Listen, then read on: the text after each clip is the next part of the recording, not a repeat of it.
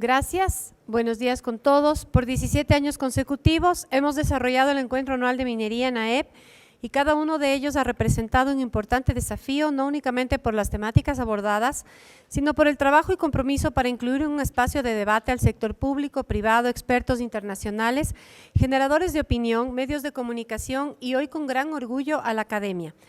Estamos seguros que estas jornadas de hoy y mañana serán un gran aprendizaje y enriquecimiento de mutuo. Este año, la Escuela Politécnica Nacional, el EDES Business School de la Universidad Técnica Particular de Loja, la Universidad UTE y la Universidad Central nos han abierto sus puertas para, junto con los estudiantes, futuros profesionales del país, debatamos e intercambiemos ideas, experiencias y conocimientos en miras a trabajar una agenda en conjunto que aporte para el desarrollo de la industria minera. En estos 2 días hemos desarrollado 4 foros con un tema principal, minerales críticos para la transición energética, en el marco del debate mundial sobre la economía baja en carbono, un proceso de cambio que marcará el futuro del sector energético durante las próximas décadas. Para esto contaremos con la presencia de expositores nacionales y expertos internacionales en la materia. En esta oportunidad y por primera vez participarán cerca de 800 estudiantes universitarios y más de 350 secundarios de últimos años de colegios particulares, municipales y fiscales del Distrito Metropolitano de Quito. Agradecemos a todos por su interés, por conocer sobre esta industria y esperamos que todo lo de hoy y mañana se debata, aporte de forma efectiva, entregándoles más contenidos para así construir un diálogo ciudadano responsable sobre la minería. Agradezco el apoyo y coordinación, en este caso, del señor Camilo Pinzón, de EDES de UTPL, del señor Ricardo Hidalgo, del señor rector de la Universidad UTE y del señor Fernando Sempertegui, del rector de la Universidad Central, así como de Florinela Muñoz, rectora de la Escuela Politécnica Nacional. Iniciamos hoy esta segunda jornada académica con el tema Oportunidades de inversión, desarrollo productivo y económico de la industria minera en la transición energética. La jornada de la mañana iniciará con la Universidad UTE con el tema de gobernanza de los minerales críticos en transición energética y sostenibilidad y finalizaremos en la Universidad Central con el tema en la tarde de innovación y agregación de valor en la minería. Hoy que la minería es el 4.º rubro en exportaciones de la economía nacional, el 3.º de exportaciones no petroleras y el 1.er rubro de exportaciones no tradicionales, este tipo de encuentros son de vital importancia para seguir insistiendo en la necesidad de hacer de la minería una industria participativa e incluyente. Este NAEP no podría ser sin el apoyo del Gobierno Nacional a través del Ministerio de Energía y Minas, que durante 17 años ha estado presente y en esta ocasión también gracias a la señora viceministra de Promoción de Exportaciones e Inversiones. ENAEP es un espacio de reflexión que apunta al análisis en profundidad de la evolución del mercado minero y nuevas tendencias a nivel nacional, regional y mundial. Quiero agradecer a las empresas que aportan para que este encuentro sea posible hoy y lo hagamos con la academia. Adventus Mining, Curi Mining, Salazar Resources, Newcrest Mining, Landing Gold, Gilport, Robalino, Hanring Ecuadorian Exploration and Mining, Sol Gold, Codelco, los medios de comunicación, Radio Sucesos, Agencia de Prensa Minera, Vía Minera, Lead Stocks, El Mono Minero, Tinta Digital, The Business Year, Petroenergía, BN Américas, Mundo Minero y al respaldo del Toronto Stock Exchange, la Embajada de Canadá en Ecuador, Women in Mining, la Corpey y la Cámara de Minería del Ecuador. A todos muchas gracias por su comprometida presencia. A continuación damos las palabras al señor Camilo Pinzón, director de EDES Business School. Un aplauso para él, por favor.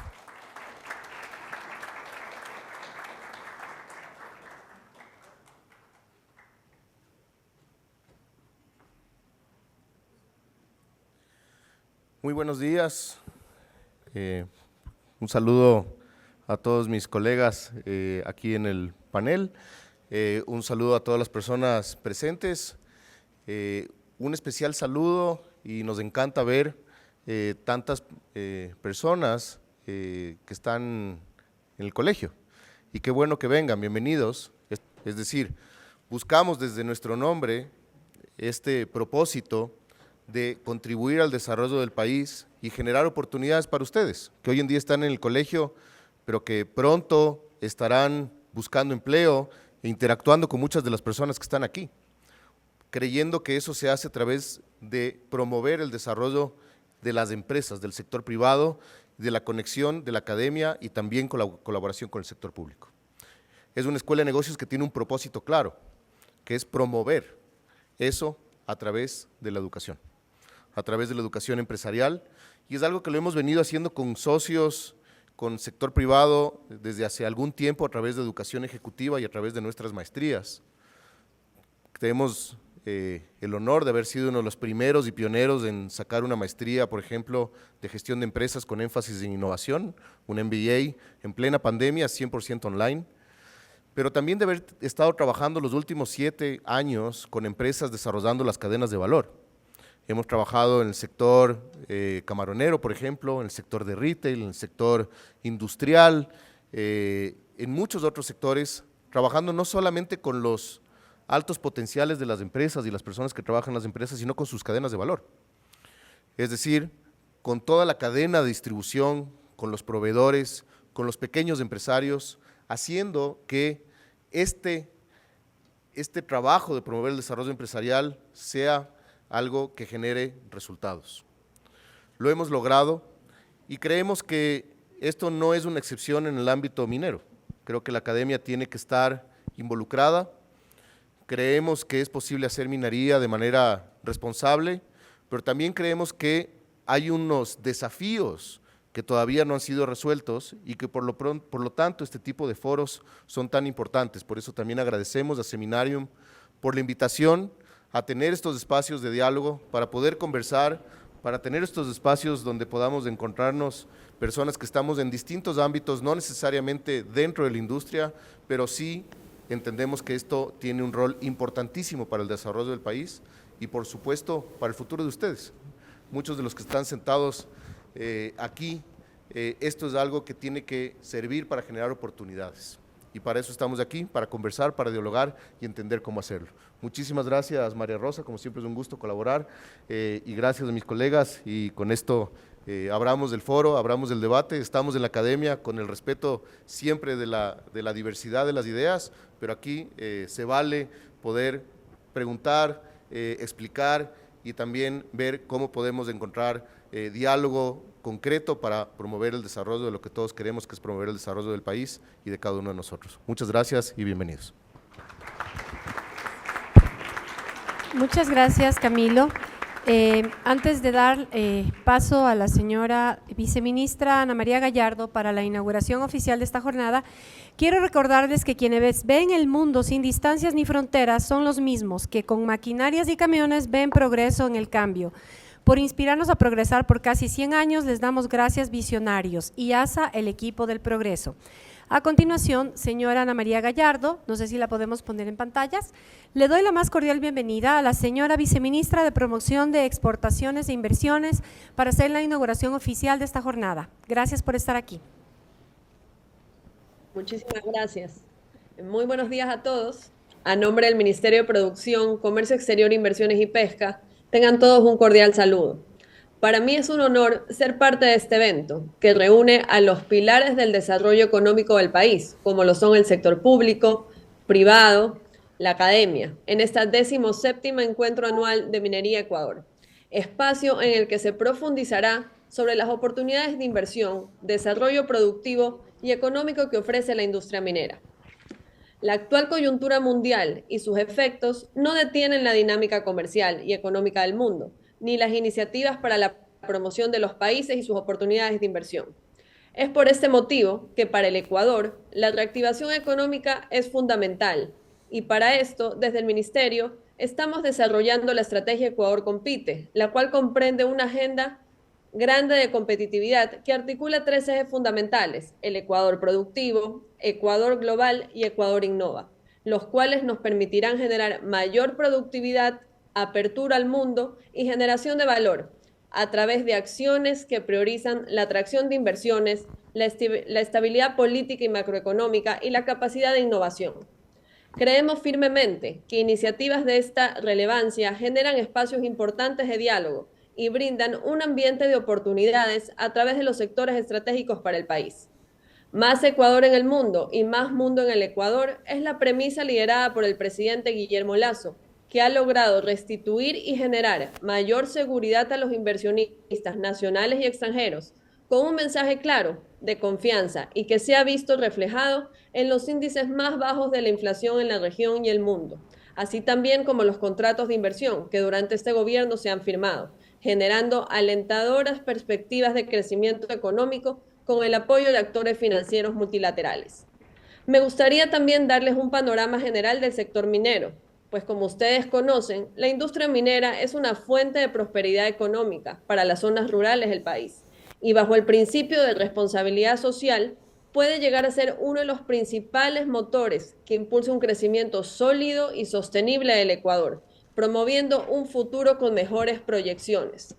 En cifras, podemos destacar que en el 2021 el país alcanzó 1.600 millones por exportación minera. En el 2022 se prevé que estas exportaciones crezcan en un 40% y se estima que las inversiones mineras superen los 1.000 millones con la construcción de minas en varios proyectos focalizados.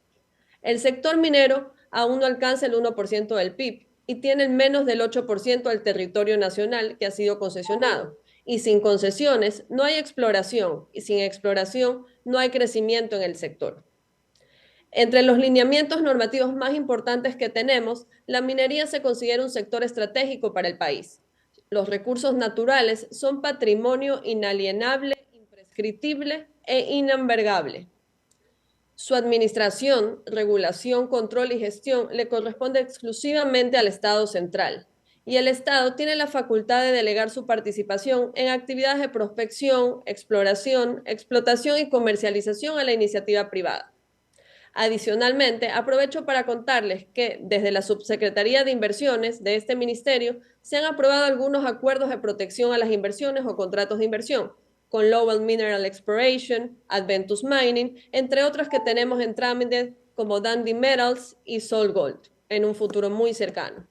Para finalizar, quiero reiterarles nuestro compromiso de seguir trabajando en la consolidación de una política comercial ambiciosa que amplíe nuestras oportunidades a través de la inversión, la promoción y el acceso a nuevos mercados, que esto fomente el desarrollo sostenible de una oferta productiva y exportable del Ecuador y de sus relaciones comerciales encaminándonos hacia el Ecuador global.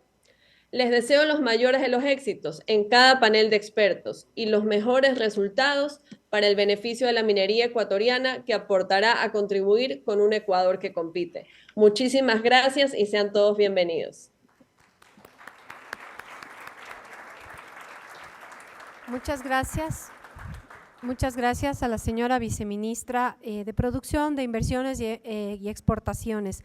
Quisiera a continuación dar la bienvenida a los distinguidos panelistas de esta jornada y a la señora moderadora. El señor Marco Moya, subsecretario de Inversiones del Ministerio de Producción, Comercio Exterior, Inversiones y Producción. El señor Javier Molina, gerente General Counsel de Hanrain Ecuadorian Exploration and Mining. Andrés Donoso, que nos acompaña vía Zoom, socio de Robalino Abogados. David Larenas, representante de Relaciones de Gobierno de Ecuador Newcrest Mining. Winner Bravo, gerente de Responsabilidad Social y Comunidades de Landing Gold. El señor Camilo Pinzón, director de EDES Business School. Y la señora María Eulalia Silva, presidenta de la Cámara de Minería del Ecuador. Un aplauso, por favor. El panel va contigo.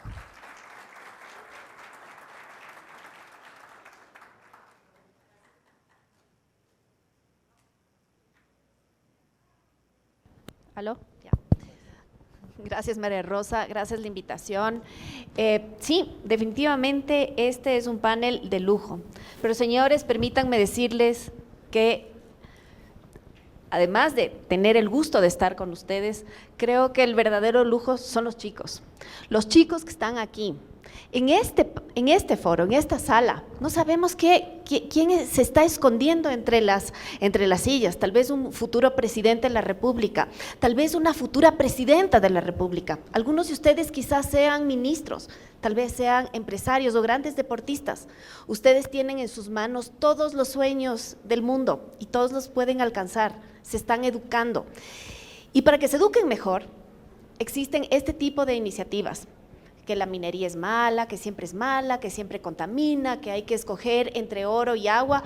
Bueno, qué bueno que estén aquí para hablar justamente de eso, para hablar de cómo los minerales son súper importantes en nuestra vida y también son súper importantes para algo que ustedes, estoy segura, están queriendo tener, un mundo más verde. Imagínense el día que salgamos a las calles y que todos los vehículos sean eléctricos, que toda la energía que utilicemos sea energía limpia, fotovoltaica, que venga del viento, que venga del hidrógeno. Bueno, de eso también vamos a hablar ahora. Voy a empezar por… la mecánica de esta conversación va a ser la siguiente. Cada uno de nuestros panelistas va a recibir 3 preguntas y tienen cada uno de ustedes 3 minutos para contestarlas. Voy a empezar presentándoles al subsecretario Marco Moya. Él es subsecretario de Inversiones en el Ministerio de la Producción, Comercio, Inversiones y Pesca. Tiene una experiencia en el área de Derecho Ambiental, Laboral, de Protección de Inversiones y Alianzas Público-Privadas. Ha brindado asesoría a inversionistas, tanto nacionales como extranjeros, en la estructuración de proyectos de inversión bajo modalidades privadas y por asociación pública-privada en múltiples sectores de la economía. Cuenta con amplia experiencia en el área de protección nacional de inversiones al haber coordinado la negociación, suscripción y ejecución de contratos de inversión entre el Estado ecuatoriano e inversionistas nacionales y extranjeros. Gracias, subsecretario, por estar aquí. Vamos a empezar, aquí están mis preguntas. Vamos a empezar con, tal vez esta es una pregunta más para el foro de abogados, que veo algunos de colegas mineros. Subsecretario, ¿cómo desde el Ministerio de Producción están articulados con el Ministerio de Ambiente, el Ministerio de Energía, para sacar adelante la producción minera responsable en el Ecuador? Perfecto, bien. Bueno, listo, muchísimas gracias. Es un placer poder contar con la presencia de estos distinguidos estudiantes que tienen sueños y que espero que les vaya muy bien, y con cada uno de mis colegas. A ver, ¿qué hacemos como Ministerio de la Producción para articularnos con otros ministerios? Efectivamente, una de las políticas del Estado ecuatoriano es la promoción y atracción de inversiones. Por lo tanto, si quiero atraer cualquier tipo de inversión, un hotel, un restaurante, una metalmecánica, una planta de procesamiento de cobre, evidentemente necesito primero tener reglas claras. Así que eso ha sido parte del trabajo que se ha ido realizando. Uno de ellos es el trabajo con la Ley de Desarrollo, normas tributarias claras, fáciles, relacionamiento en cómo deben ser los procesos de obtención de permisos ambientales, que sean sencillos, que sean más fáciles. Ha sido un trabajo diario con la Secretaría Jurídica de Presidencia para que se emitan nuevos reglamentos, nuevos decretos que permitan dar esa claridad. Y básicamente el Ministerio de la Producción es el ente rector de las inversiones, con el cual ustedes deberían tener una suerte de ombudsperson del inversionista. ¿Qué quiere decir eso? Que siempre que tengan un problema con energía, que siempre que tengan un problema con ambiente, se puedan acercar donde nosotros y nos digan, mira, ambiente me está poniendo ciertas trabas, no está analizando mi criterio jurídico, para que a través de nosotros podamos generar quizás una mesa de diálogo amistosa entre cada una de las instituciones y el inversionista, y se pueda conocer qué está pasando en su problema específico. Les voy a dar un ejemplo de cómo ha dado muy buen resultado utilizar este tipo de mesas de diálogos. Hay veces que el Servicio de Rentas Internas a compañías extranjeras les comienza a pedir requisito tras requisito tras requisito. ¿Y qué hemos hecho nosotros? Evidentemente sentar a las autoridades del Servicio de Rentas Internas, el inversionista y nosotros, para que se puedan escuchar y darse cuenta que efectivamente se ha pedido cosas que van más allá de la ley. Y lo mismo podemos hacer en ambiente, lo mismo podemos hacer en energía, y yo creo que somos justamente ese ámbito articulador, de que cada uno de los inversionistas tenga una mano derecha dentro del gobierno que les pueda ayudar. Muchas gracias, subsecretario. Quisiera presentarles a Javier Molina. Javier Molina es General Counsel en Genrin Ecuadorian Exploration and Mining S.A. Es abogado de las Cortes y Tribunales de la República por la Pontificia Universidad Católica del Ecuador, es doctor en jurisprudencia por la Universidad SEC, es un MBA obtenido con cum laude en el United Business Institute en Bruselas, en Bélgica, tiene un diplomado en negociación en el Law School de Harvard University. también un diplomado en negocios internacionales en el London School of Economics en Londres. Es consultor de compañías nacionales e internacionales de energía y tecnología como ExxonMobil Corporation, Tata, Hancock, Prospective, entre otras. Es analista político y económico. Javier, dirigido al público joven de esta audiencia, ¿es verdad que la minería es sinónimo de contaminación? ¿Eso sucede siempre? ¿Cuándo sí, cuándo no? Gracias, María Eulalia. Gracias y buenas tardes. Es completamente cierto que la minería viene de la mano de la contaminación cuando está mal hecha, cuando está hecha por gente que no sabe, cuando está hecha por gente que prioriza el material, el procesamiento y finalmente el dinero por sobre el cuidado del medio ambiente. Es una verdad lamentable que nosotros, por ejemplo, en la concesión, en el proyecto INVA que tenemos con la compañía, hemos pasado por eso. Hay contaminación ambiental importante de parte de la minería ilegal. Y esta minería ilegal viene de la mano de una situación más grande, que es pobreza. Un 4% es un número duro de pobreza en el país, 35% de empleo adecuado, 60% de empleo inadecuado. Entonces, en un país como Ecuador, rico como es en minerales, donde hay pobreza y hay mineral, va a haber minería ilegal. Es innegable, es indudable. ¿Qué se tiene que hacer con esto? Primero, de la mano de la fuerza pública, el control, creo que con mucho acierto, de la mano de la Secretaría de Inversiones, apoyados por el Ministerio también de Energía, por el Ministerio de Ambiente, se está procurando declarar zonas de seguridad a proyectos estratégicos, no solamente, como en su momento fue hidrocarburos, sino también minas.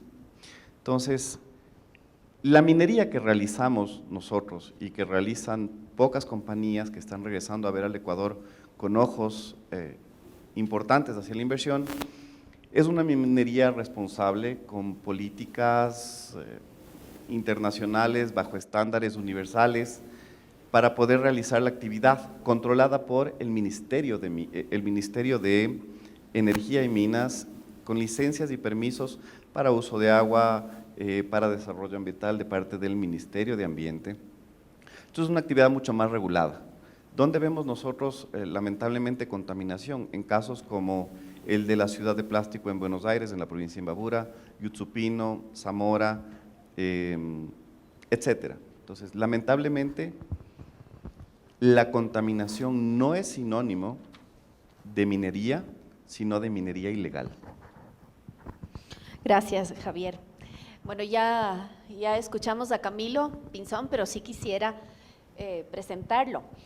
Camilo es director de EDES Business School, es economista, especialista en desarrollo sostenible y máster en administración de empresas, cofundador, director ejecutivo de EDES Business School de la UTPL, cofundador y presidente del directorio de la AEI, representante del Ecuador ante la Red Global de Emprendimiento, presidente del directorio de la Corporación Líderes para Gobernar y director ejecutivo de CIFAL Unitar en Miami.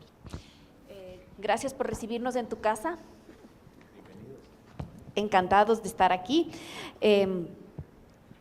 Camilo, ¿cómo crees tú que los actos que ponen en riesgo la seguridad jurídica pueden afectar la cadena de valor y el emprendimiento? Hola. Gracias. Primero, muchas gracias, María Eulalia, un gusto tenerles aquí en casa, nuevamente bienvenidos. También gracias a Marisol, que le veo corriendo por ahí atrás por hacer que esto pase y hacer esto posible. Gracias al equipo. Y ya yendo a la pregunta, y como aquí tenemos un público diverso, tenemos abogados, pero también tenemos personas que están educándose, chicos de colegios, chicas de colegios. Voy a tratar de hacer una explicación bastante, lo más sencilla, pero sin perder la profundidad de la importancia.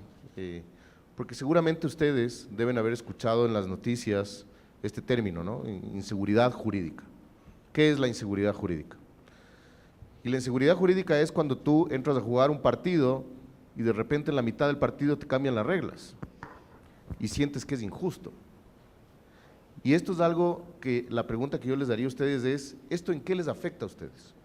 ¿Esto tiene un impacto en la vida del futuro de ustedes que pronto serán profesionales del Ecuador? Y la respuesta contundente es sí, definitivamente sí. Un país donde no se respetan las reglas, un país donde el que gana es el más vivo, el que se mete en la cola, el que hace las cosas por el lado incorrecto. Siempre hay una forma, ¿no? Reconozcamos, este man es vivísimo, ¿no? Qué bien lo hizo. Y eso les invito a que vean cada día en sus colegios y en la práctica de lo que nosotros hacemos. Pasé el examen, pero copié y el profesor no se dio cuenta. ¡Ah! ¡Qué bacán! Cuando eso pasa en una sociedad, la sociedad genera, lo que decía Javier, pobreza. Genera pobreza, inmediatamente genera pobreza. Cuando hablamos ya de lo que está pasando en una industria, cuando aceptemos un ratito que hay dos formas de ser minería, la buena y la mala. La discusión no es minería sí o minería no. La humanidad ya no puede tener esa discusión. Es minería sí, porque si no, me imagino que la mayoría de ustedes tienen un celular en la mano. No podría existir un celular sin minería. No podemos hablar de transición ecológica sin minería. No podemos hablar de muchas cosas que todos queremos, que hablaba María Eulalia al inicio, sin minería. Pero para que exista esa minería tiene que haber inversión. Y hacer inversión en minería, ustedes imagínense que yo les diga que ustedes tienen que estar metiendo dinero en algo para saber si existe una probabilidad de tener éxito remoto en no sé cuántos años más. O sea, imagínense que ahorita yo les digo, quiero que pongan cada uno $10 para que sea durante todos los meses durante los próximos 10 años, para ver si encontramos de aquí abajo una pepita de oro. Es súper riesgoso. Y si en el camino te cambian las reglas, cada vez que hay un cambio de autoridad, de ministro, de visión política, etcétera, dice, no, lo que pasa es que esos $10 que tú pusiste ya no valen, ahora vamos a poner 20 y los otros ya no cuentan. Entonces, no, pues no. ¿Cuál es su decisión inteligente? ¿Qué decisión tomarían ustedes? No volver a poner nada. Y el no poner nada es no invertir, y eso le puede pasar a un país que no recepta inversión. Y la inversión, cuando estamos pensando en minería, ¿qué significa para el país? ¿Cuál es el sector más importante del Ecuador hoy? Es el petróleo, ¿sí? ¿Estamos todos de acuerdo? ¿El segundo más importante? ¿Alguien sabe? Va a ser como profe, ya que estoy en el aula. Tómale la lección. Va a tomar la lección. ¿El segundo más importante? ¿Perdón? Ya está camarón, que le está superando al banano. Imagínense lo que es eso. Pero la minería está en camino a ser el sector más importante del Ecuador. Ya va a llegar un punto donde vamos a hablar si el Ecuador ya no es país petrolero, sino país minero.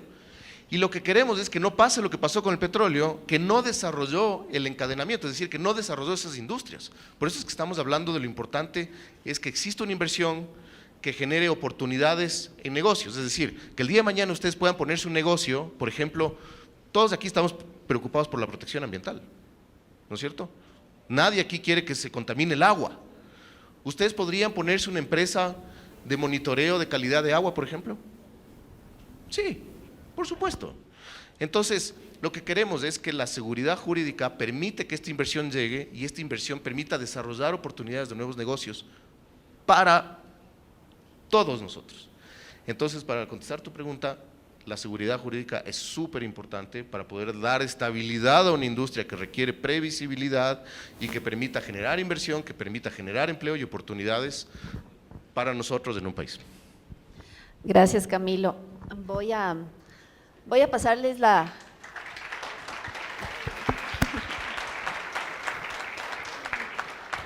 Si es que el Camilo les vuelve a tomar la lección, les voy a pasar la respuesta.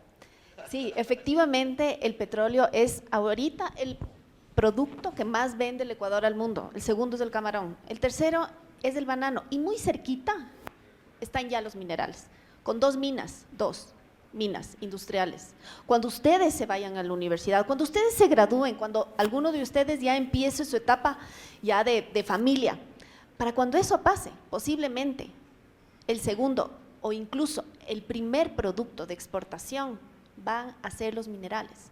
Esta es una discusión importantísima, no es una cuestión de nosotros los mineros, es de todos, de ustedes.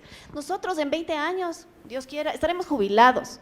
Ustedes tomarán la posta de manejar este país. Tienen que saber este tema. En este momento tengo el gusto de presentar a David Larenas.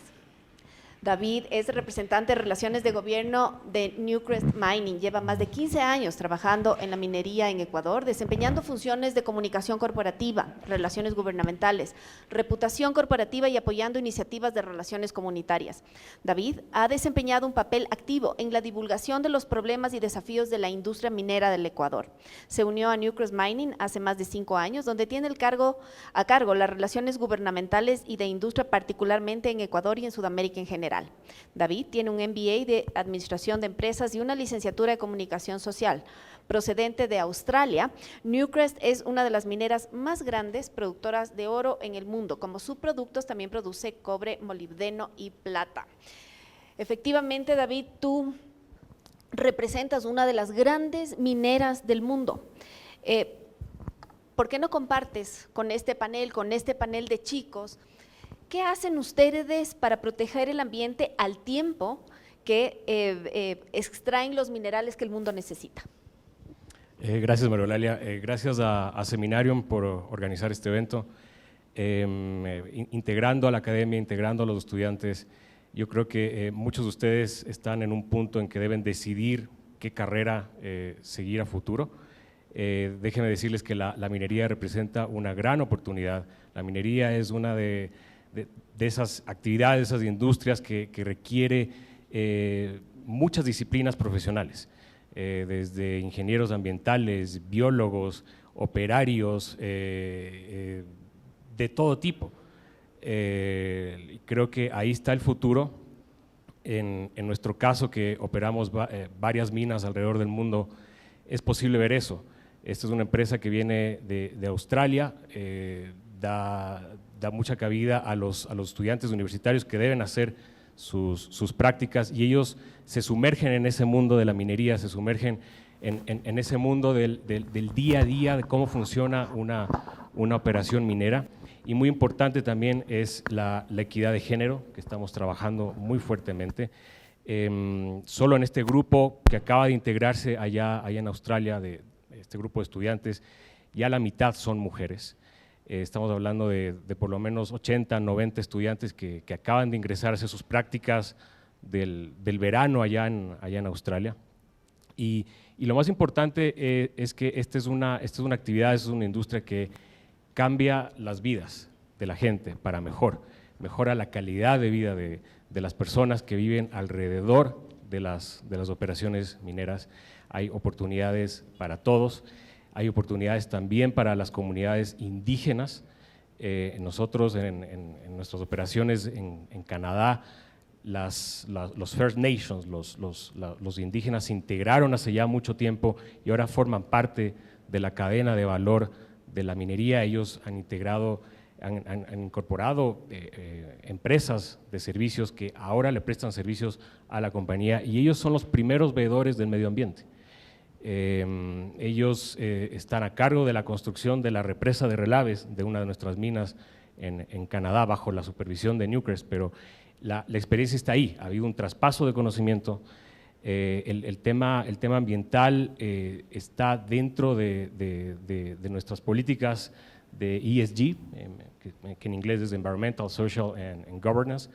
El governance, la gobernanza de la empresa es transversal para varios ámbitos, no solo lo ambiental, sino también de respeto a los derechos humanos, del manejo y gestión del agua, de manejo y gestión del ambiente, etcétera. Entonces, esas políticas son claras y no son solo para tenerlas en un papel, todo está medido. Esos resultados se van midiendo, se van reportando.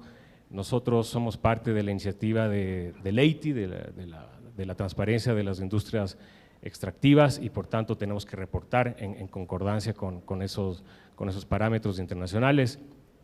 El ambiente sin duda que es la principal preocupación. Hay que partir de la premisa de que toda actividad humana genera un impacto, pero la clave es cómo manejamos, mitigamos esos impactos. Nosotros tenemos vasta experiencia, operamos minas que tienen una vida de varias décadas incluso, entonces la actividad es bastante grande, el escrutinio de la gente, de la sociedad, de las autoridades de gobierno es permanente. Cada vez se nos está exigiendo que innovemos en tecnología, que produzcamos menos desechos, que utilicemos menos agua. Eso es una exigencia a nivel mundial, a nivel de toda la industria minera. Así que esas credenciales se están desarrollando también con miras a la transición energética. Nosotros ya nos hemos definido la estrategia de transición energética para nuestras operaciones. Tenemos un target, un objetivo de reducir el 30% de emisiones de aquí al 2030. Son objetivos bastante ambiciosos, pero posibles. Ya estamos empezando una transición tecnológica en una de nuestras minas en Canadá, por ejemplo. Toda la maquinaria subterránea ya se está reemplazando por vehículos eléctricos.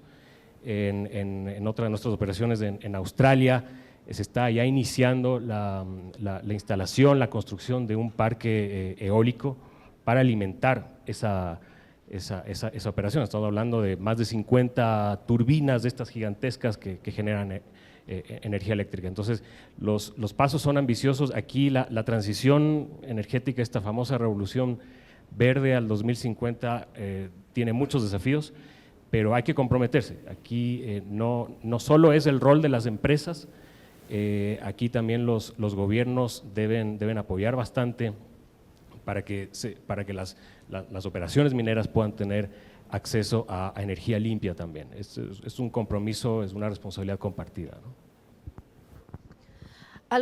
Y justamente una de esas dos minas es Fruta del Norte, operada por Lundin Gold. Quisiera presentar a Winner Bravo, que viene justamente de Lundin Gold. Él es gerente de responsabilidad social y comunidades. Es abogado de profesión, está vinculado desde hace 12 años con el proyecto aurífero Fruta del Norte, ubicado en la provincia de Zamora Chinchipe. Desde enero de 2015 es gerente de responsabilidad social y comunidades de Lundin Gold. Se encarga de liderar la implementación de los objetivos de responsabilidad social que mantiene la compañía. Su gestión se enfoca en analizar, comprender e interpretar las necesidades comunitarias, la gobernanza de territorio y los objetivos empresariales. Me faltó decir que es manabita, además. Querido Winner, ¿cómo Lundin Gold define sus prioridades en territorio? ¿Cuáles son los pilares estratégicos que aborda para promover el desarrollo y el bienestar comunitario? Gracias, María Eulalia. Buenas tardes con todos, jóvenes, señoritas, profesionales, medios de comunicación, compañeros de empresas mineras, Seminarium y este gran panel acá que nos acompaña hoy para discutir sobre este gran tema, la minería. Sí, para Lundin Gold ha sido una experiencia brillante, como el oro que extraemos y procesamos, pero también nos ha permitido esta experiencia capitalizar las buenas acciones, las no tan buenas, e irlas alineando a ese eslogan de que la minería responsable es posible, de que la minería bien hecha es posible. Pero una premisa fundamental para que esto funcione es no creernos dueños de la verdad, sino siempre estar abiertos a poder recibir recomendaciones, críticas constructivas de cómo operamos, de cómo gestionamos día a día hoy Fruta del Norte como una operación minera, en donde ya existe una mina, una planta de procesos y todas sus facilidades para poder llevar adelante esta operación y entregar los productos finales que generamos desde Fruta del Norte, concentrado de oro y barras doré. Para contestar tu pregunta, en Lundin Gold trabajamos bajo la premisa de 3 principios fundamentales: la seguridad, el cuidado del ambiente y el respeto. Y estas 3 premisas o estos 3 valores cruzan todo nuestro quehacer cotidiano, desde que nos levantamos o hasta que nos vamos a dormir, e inclusive cuando estamos durmiendo. Es importante para Lundin Gold el haber identificado una estrategia para trabajar el ejercicio de sostenibilidad de este negocio, pero también la sostenibilidad del territorio. Construimos una estrategia que tiende el periodo 2021-2025, basada en 8 pilares. Estos 8 pilares están alineados a los ODS, pero también al Plan de Desarrollo Ecuador 2030. Y efectivamente de esos ejes, de esos pilares, tenemos 4 que se alinean perfectamente con el ejercicio del desarrollo local. El primero de ellos es la creación de oportunidades económicas duraderas para el territorio. Un ejercicio que nos lleva a muchas actividades, desde la compra local, la generación de proveedores locales, la interacción con la economía y el dinamismo local. El tema de mejorar infraestructura comunitaria, apoyar en el mejoramiento a los entes competentes, gobiernos locales, gobierno nacional, distintos ministerios, etc. El trabajar en el bienestar comunitario. Una comunidad feliz no solamente es una comunidad que tiene infraestructuras, sino que se siente bien en su diario convivir. Industrias extractivas no siempre han sido el mejor referente para los buenos ambientes de convivencia. Petróleo en Ecuador ha sido no un buen ejemplo allí.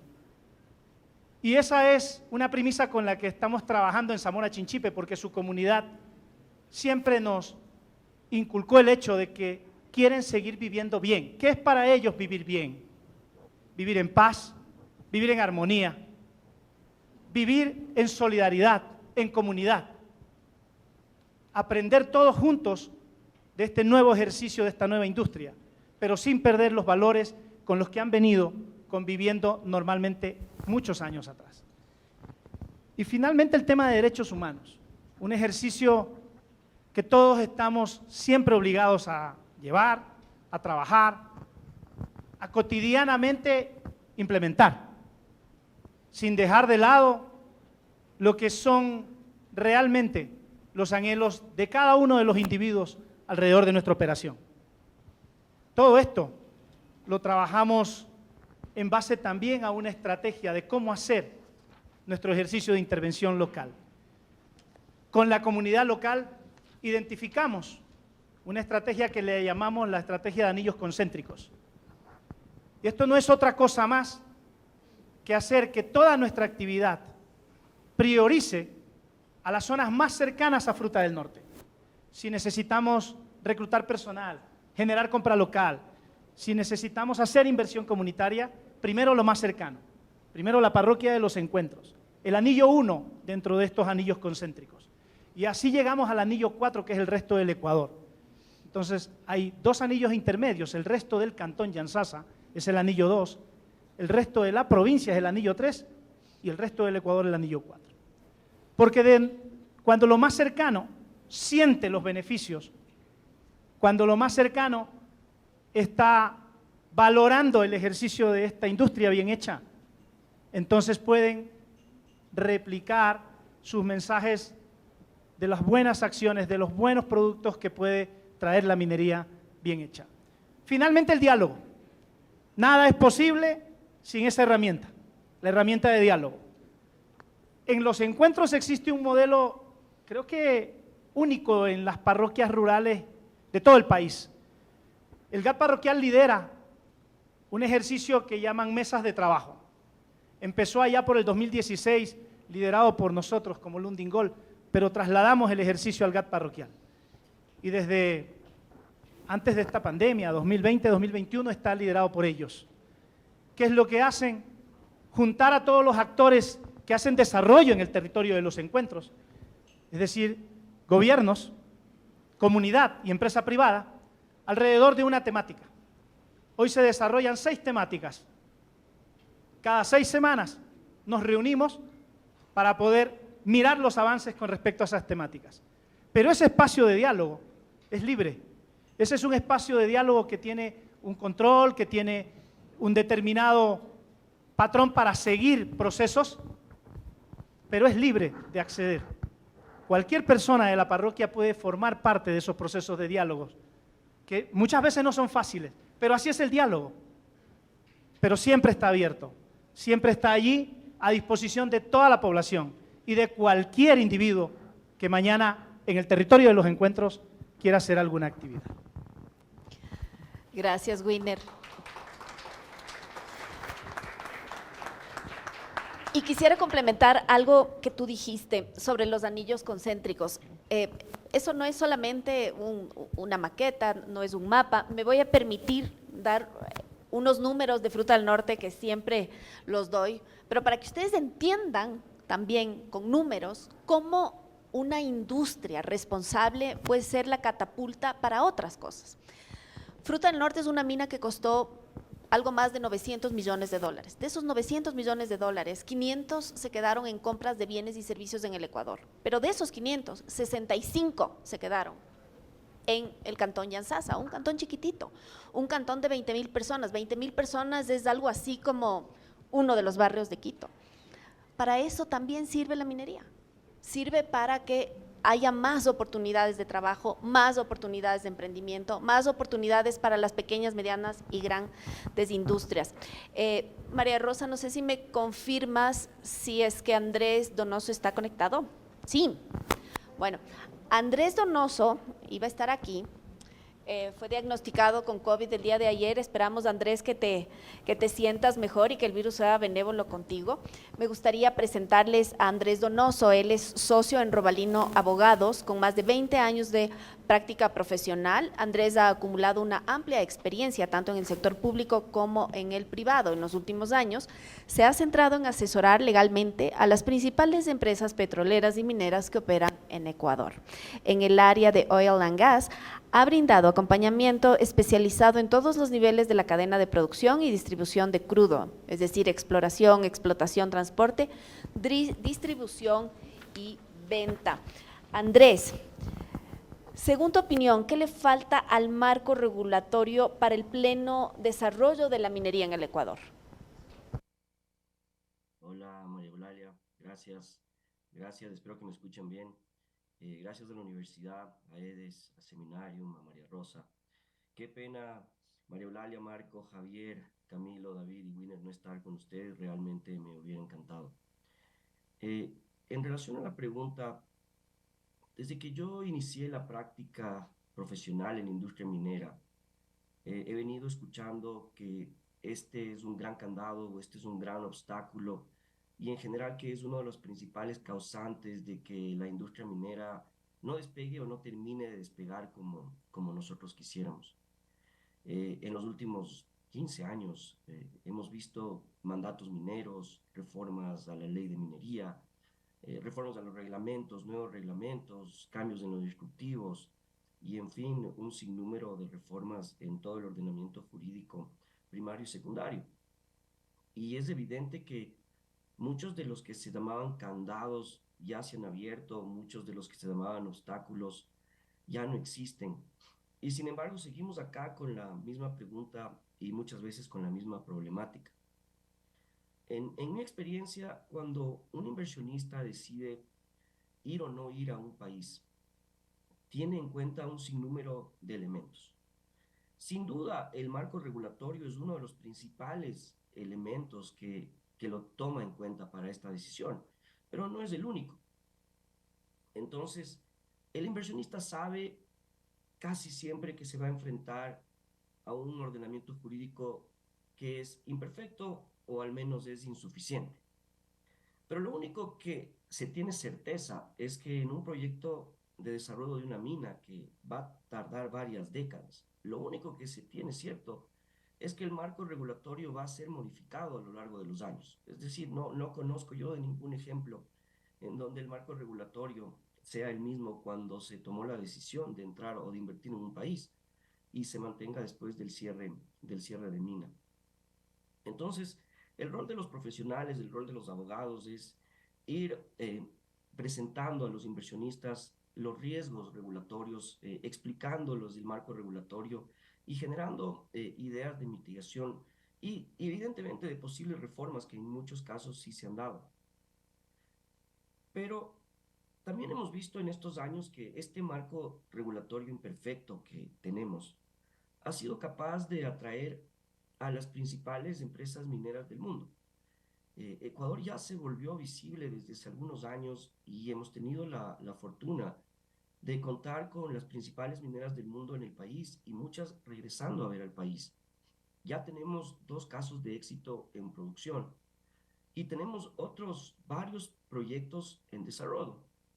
Entonces, yo sí me hago la pregunta de si podemos o no podemos hacer minería con el marco regulatorio vigente. Y evidentemente la respuesta es que sí se puede, por imperfecto o insuficiente que sea, que resulte, sí podemos hacer minería con este marco regulatorio. Entonces, inmediatamente salta la pregunta de qué es lo que se necesita para el marco regulatorio, si es que no es cambiarlo o complementario. Y esa respuesta viene de la mano de, en mi visión personal, una mejor coyuntura política. La minería ya no puede seguir siendo esa moneda de cambio o esa bandera de lucha entre el gobierno que esté de turno y los grupos de oposición. Evidentemente es natural que un proyecto de inversión de gran escala como una mina pueda generar cierta resistencia social o pueda generar dudas sociales que creemos que estamos en condiciones de atenderlas. Pero lo que creo es que no se puede poner a toda la industria minera en riesgo cada vez que nos enfrentamos a una crisis política. Entonces, si me preguntan, y para ser concreto, ¿qué necesita el marco regulatorio imperfecto que tenemos? Es una mejor coyuntura política que lo ejecute con esa imperfección en las condiciones que se encuentra. Gracias, María Eulalia.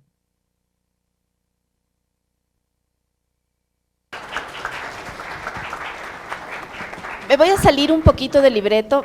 Bueno, también quiero pedirles, por favor, ceñirnos a los 3 minutos.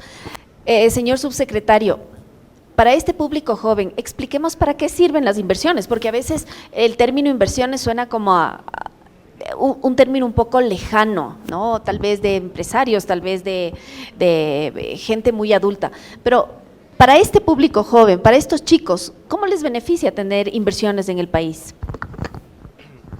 Excelente, muchísimas gracias. Bueno, la inversión se puede entender en base a lo que cada uno desee generar, una idea, y que esa idea pueda generar un bien o un servicio que del resultado de ese bien o servicio pueda yo obtener una rentabilidad, un beneficio adicional. ¿Cómo me sirven las inversiones? De muchas maneras. Las inversiones son lo único que genera empleo, por dar un ejemplo. Los proyectos mineros generan una gran cantidad de empleo que permite que nosotros podamos pagar nuestras cuentas, podamos pagar la alimentación, la educación, los servicios básicos. Las inversiones es lo único que genera ingreso de divisas. Si podemos ver cuánto representa la IED del PIB del Ecuador, del Producto Interno Bruto, es un 0.4, es decir, casi nada. Por lo tanto, el ingreso de divisas a través de una inversión también es importante para nosotros, porque fortalece la economía, permite que se dinamice la economía y que pueda crecer. Eso me asegura a mí, nuevamente, tener empleo y me asegura que voy a tener servicios básicos de buena calidad en los cuales voy a recibir. ¿Qué más? ¿Para qué más sirve una inversión? Genera impuestos. El pago de impuestos de manera directa o indirecta, es importante para el Estado porque me va a permitir generar nuevas inversiones de manera pública, carreteras, aeropuertos, puertos, que va a permitir que cada uno de nosotros tenga mejores servicios, mejores utilidades. Entonces, las inversiones es fundamental si quiero crecer. Les voy a dar un ejemplo rapidísimo, ciñéndome los 3 minutos, de Costa Rica. Costa Rica en 1997 era un país tan parecido al Ecuador, lindas playas, productos agrícolas, muy similar al Ecuador. ¿Qué pasó? Decidieron atraer gran cantidades de inversiones y entre ellas pudieron atraer a Mintel como empresa ancla para desarrollar software en Costa Rica. Hoy, ¿qué es Costa Rica? Un destino turístico fundamental, uno de los países que más IED ingresa de todo Latinoamérica y se diferencia bastantísimo del Ecuador.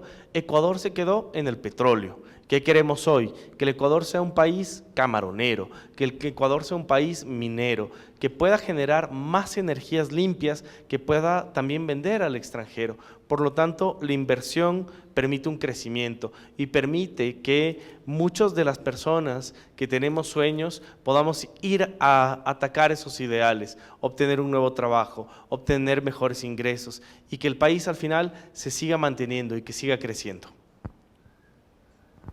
Muchas gracias.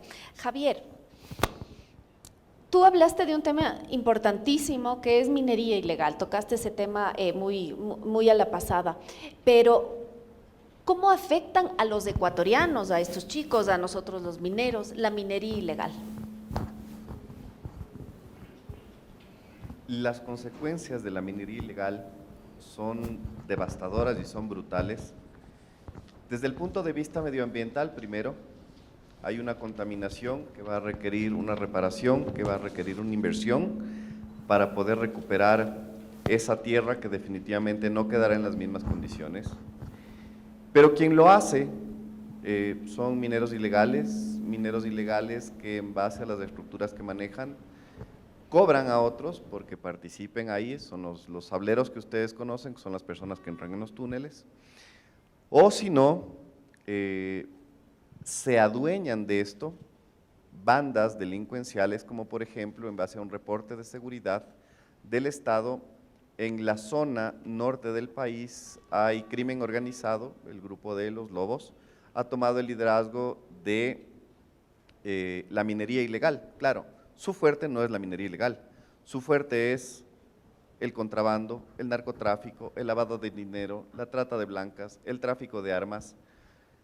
Entonces, es una cola importantísima, muy peligrosa y además en base al crecimiento que existe ahora de inseguridad, tanto que el presidente el día de hoy acaba de presentar una propuesta a la Asamblea para reformar la Constitución y que los militares puedan participar apoyando a la policía dentro del control del orden público para combatir estos nuevos enemigos universales como son el crimen organizado, la delincuencia transnacional, que está presente en el país y están dando este espacio terrible. Claro, ahora uno más de sus tentáculos es la minería ilegal. Terrible. Camilo, ¿cómo en la construcción de esta o en la maduración de la industria minera, cómo se inserta la academia? Bueno, la academia hay distintos niveles. Creo que el primer nivel es obviamente desde las escuelas y los colegios. Esto que estamos haciendo hoy es súper importante para que ustedes puedan comprender la relevancia de la industria minera. Les voy a dar otra tarea. Aquí hablábamos de Australia y les invito a que busquen si Australia en los últimos años le ha ido bien o le ha ido mal. ¿Y gracias a qué? Y si ha mantenido el crecimiento en las últimas décadas, sí o no, y cómo le ha ido. Revísenlo. ¿Por qué les mando esa tarea? Y digo esto en el rol de la academia, porque creo que es importante, o sea, yo creo que el conocimiento nos hace libres, sin duda, ya lo han dicho muchos autores importantes, pero yo creo que la academia tiene este rol de poder encontrar la verdad a través del conocimiento. Y les digo, y les hablo sobre todo a los chicos de colegio antes de que les llegue el bus y tengan que salir corriendo, es, por Dios, no se dejen engañar. Menos ideología, más conocimiento. Menos tomar parte de los buenos y los malos y más aprender a entender qué es verdad y qué no.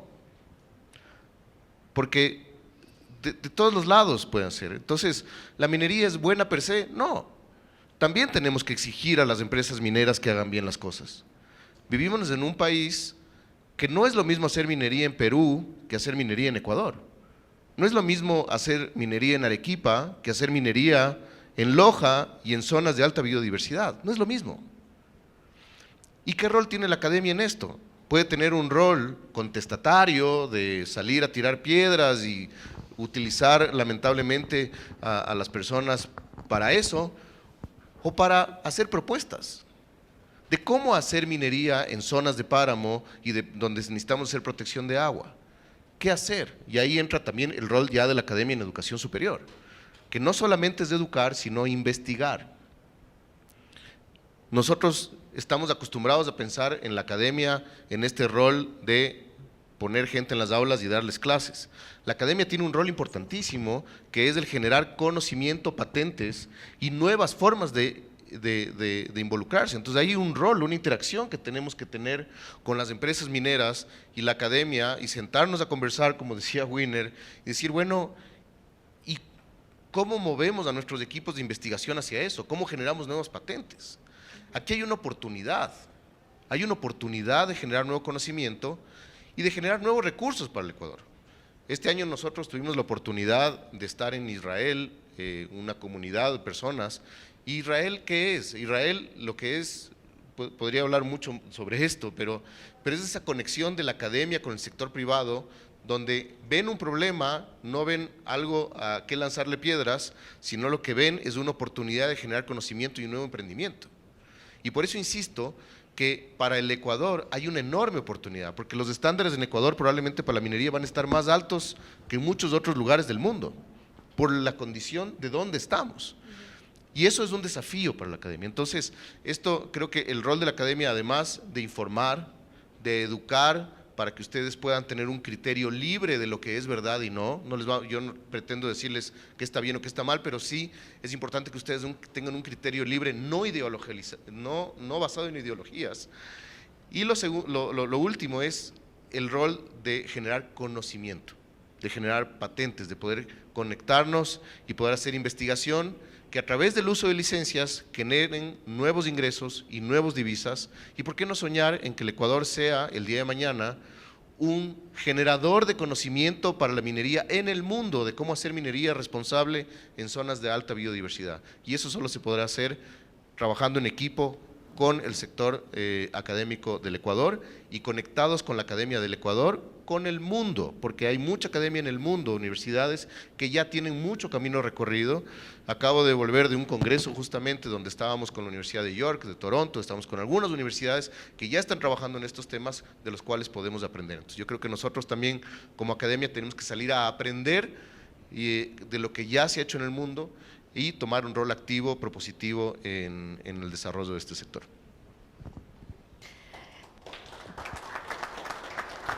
Camilo, qué importante,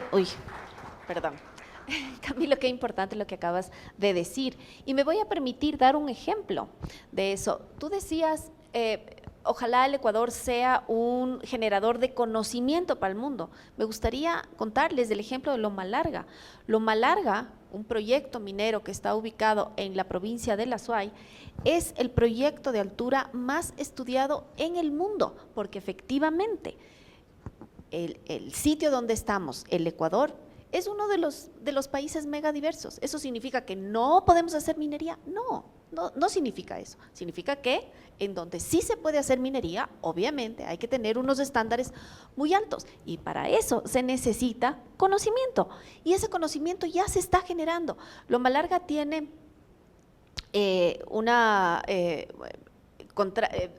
convenios de investigación con 14 universidades nacionales e internacionales. Entonces ya hemos empezado a generar ese conocimiento.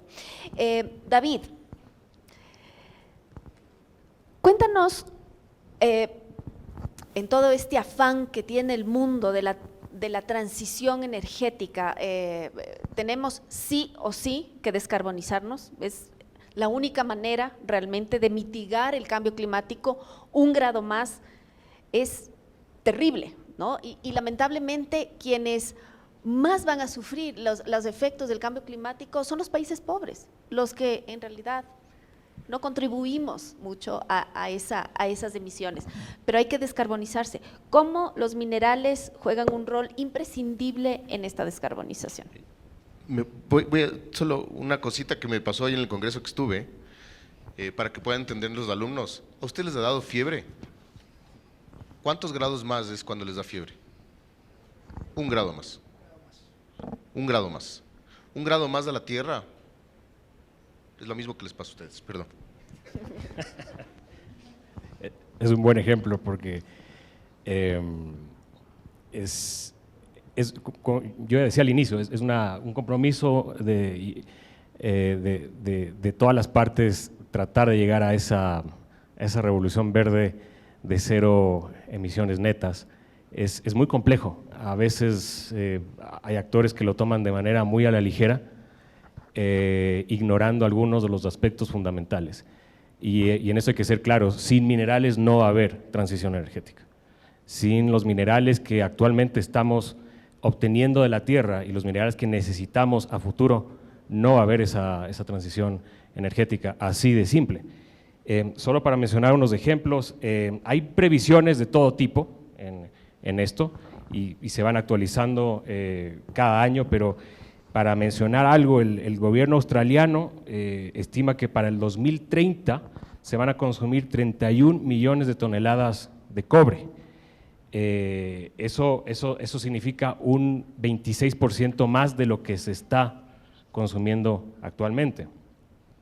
Un informe de S&P Global reciente estima que la demanda al 2050 va a llegar a 53 millones de toneladas de cobre.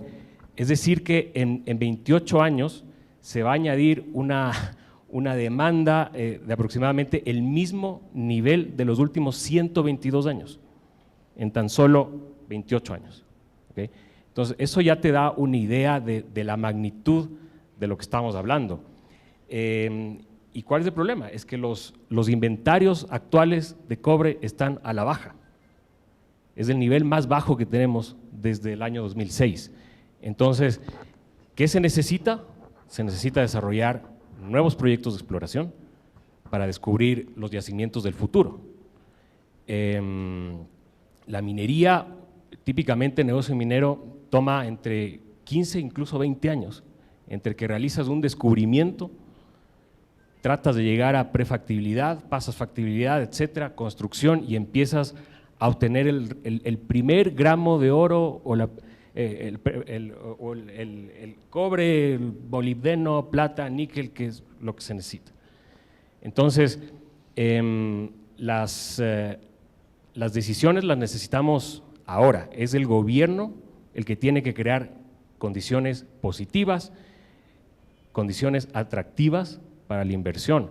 Ecuador es un país muy poco explorado y pese a ello ya ha dado muy buenos resultados. Mira, hace 15 años estábamos hablando de un ideal, en algún día vamos a tener minería a gran escala. Con Fruta del Norte ya lo tenemos.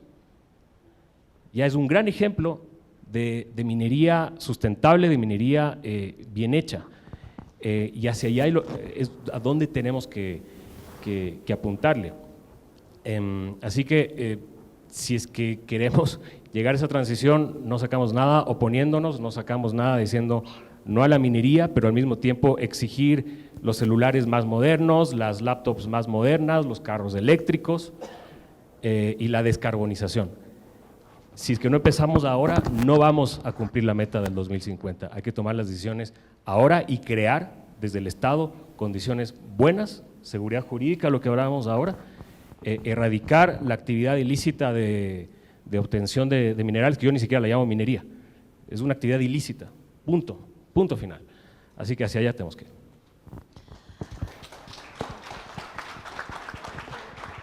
Y cuando llegue ese momento, el mundo se va a paralizar. No solamente que no alcanzaremos las energías renovables que todos queremos, todas las industrias necesitan un montón de minerales.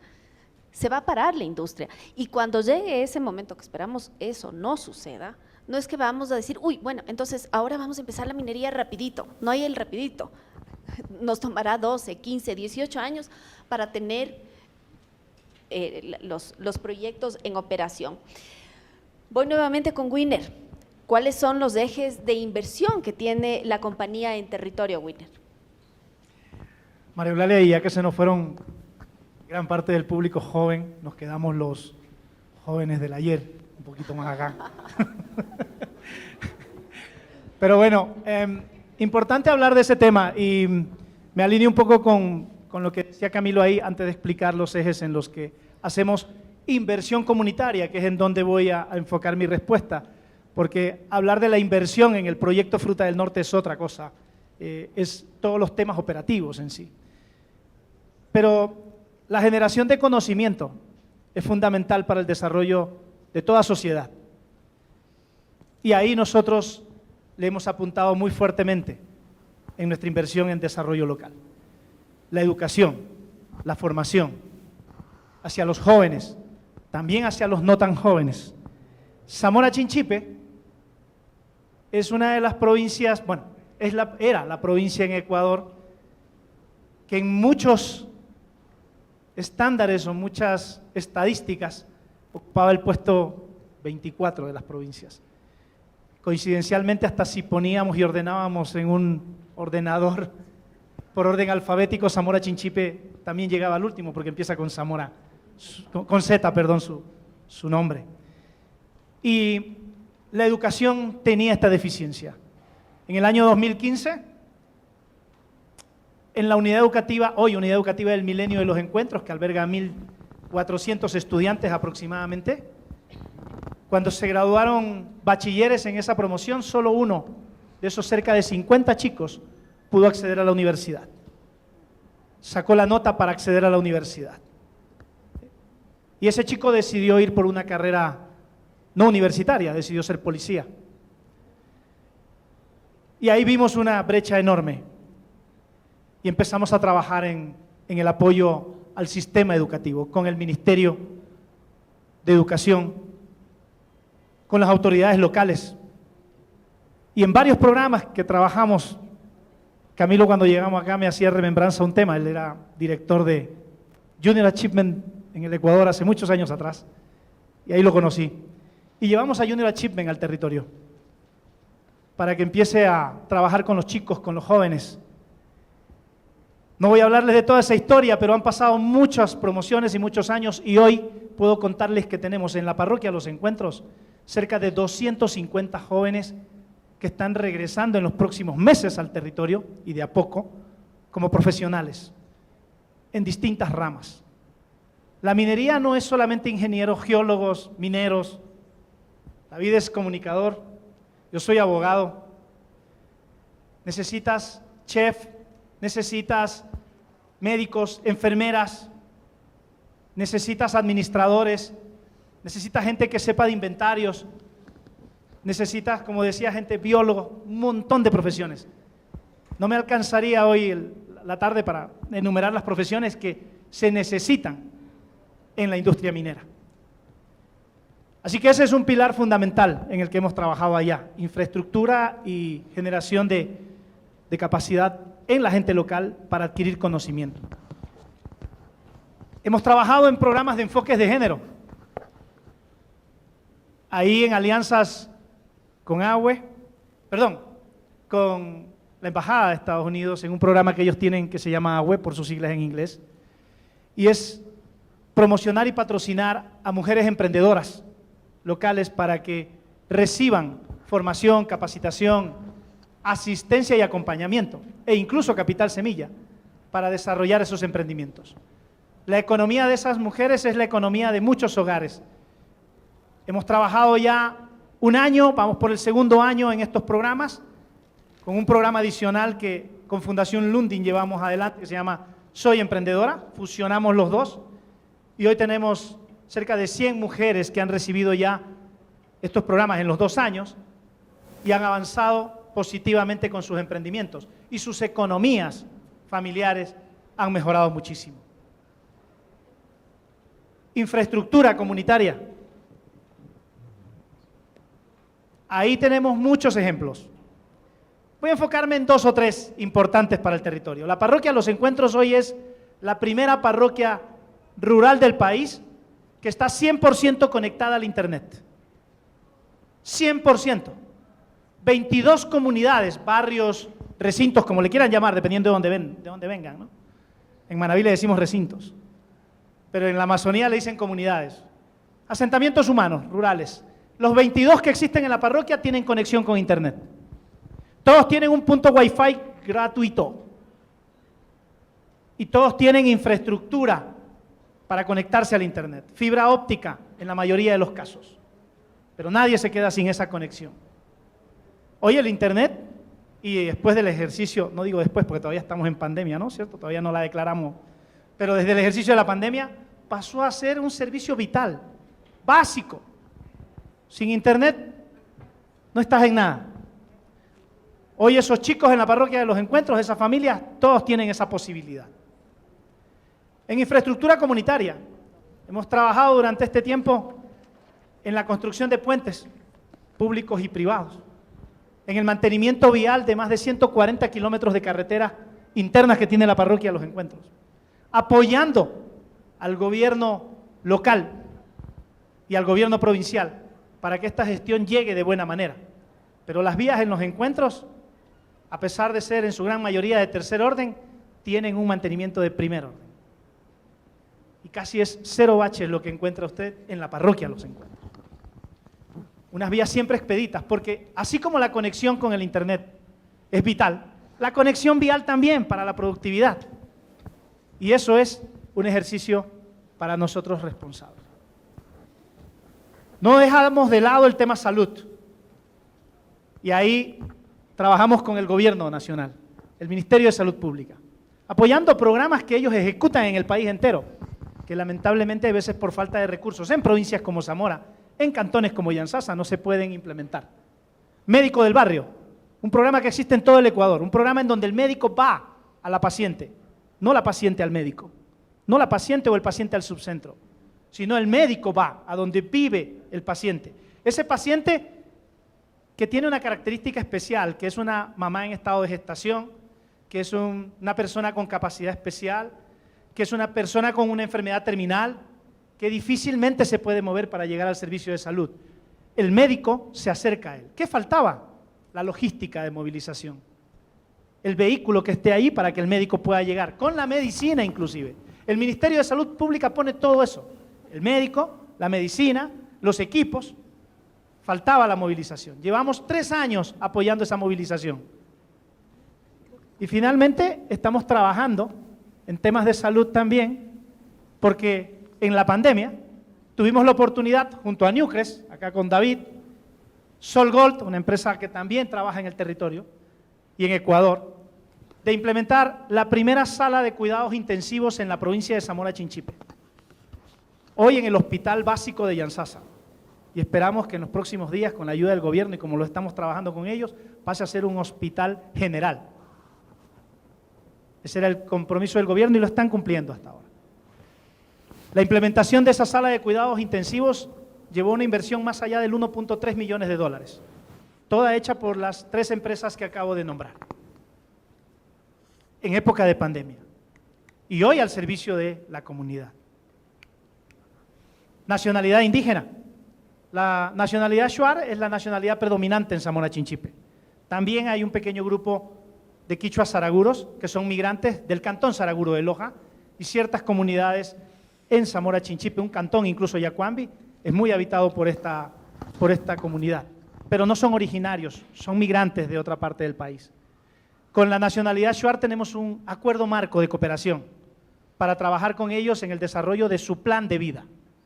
Un plan de vida que cuando lo leímos allá por el año 2010, de manera profunda con ellos, nos genera envidia a los nosotros llamados mestizos.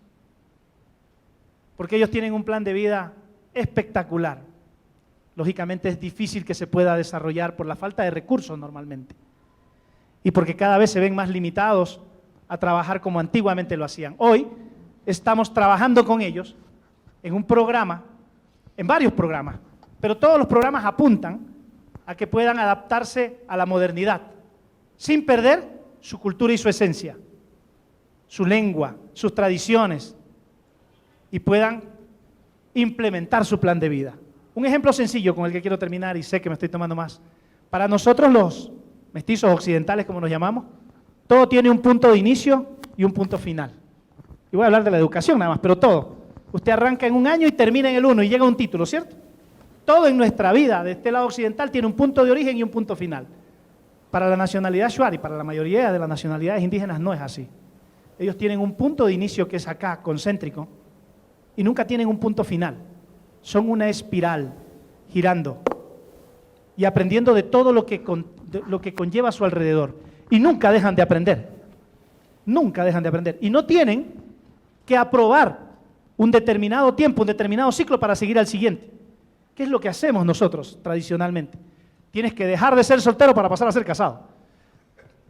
Normalmente. Y eso en otro ámbito de la vida.